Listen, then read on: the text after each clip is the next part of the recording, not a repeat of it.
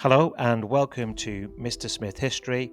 Today we're covering the Ghost Dance and Wounded Knee Massacre of 1890, one of the most significant and tragic events in Native American history.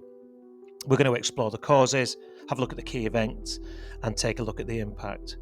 And just before we get started, remember, if you enjoy these videos, it'd be great if you could click subscribe below. And it's also really nice to hear your comments. It's good to have a discussion about what you think about the videos and what you think about the topics that I'm covering. Anyway, let's get into it. So, in the late 19th century, Native American tribes faced enormous challenges.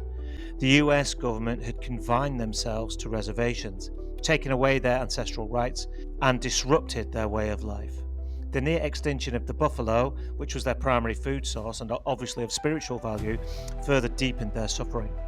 One of the key figures in this story is Wovoka, a peyote spiritual leader from Nevada.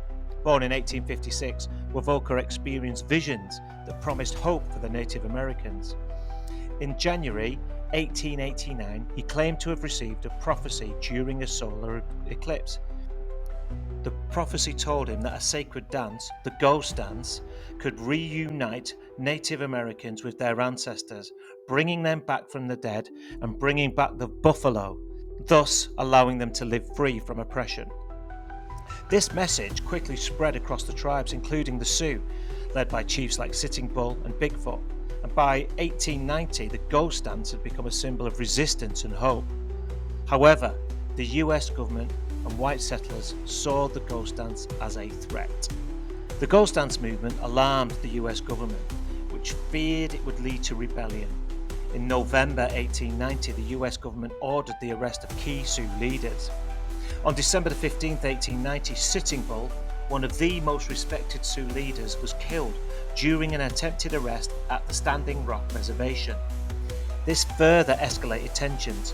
Many Sioux fled their reservations, seeking refuge with Chief Bigfoot.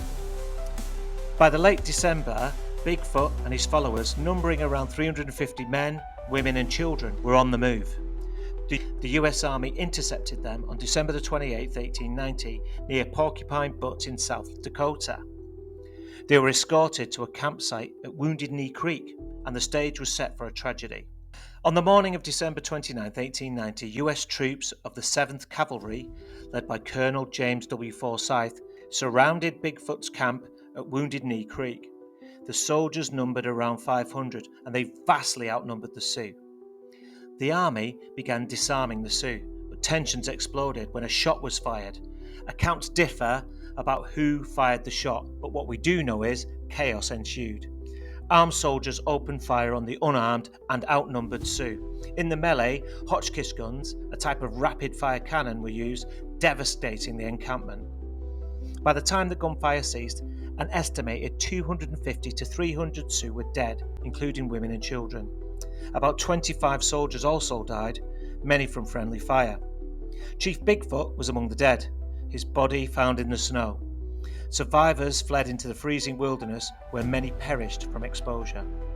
This massacre marked the end of armed Native American resistance in the United States. The Wounded Knee Massacre had a profound impact. It symbolized the brutal culmination of decades of US government policies aimed at suppressing Native American cultures and resistance.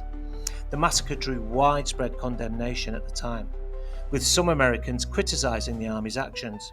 However, 20 soldiers involved were awarded the Medal of Honor, which was controversial and is still a controversial decision today. In 1973, Wounded Knee became a site of protest for the American Indian Movement, otherwise known as AIM, and they were highlighting ongoing struggles for Native American rights. Today, it serves as a somber reminder of the consequences of cultural oppression and conflict. Thanks for watching. If you did enjoy this video and if you want to see more like it, please do subscribe below. And again, if you've got any comments about the content, please comment below. I'd love to hear them.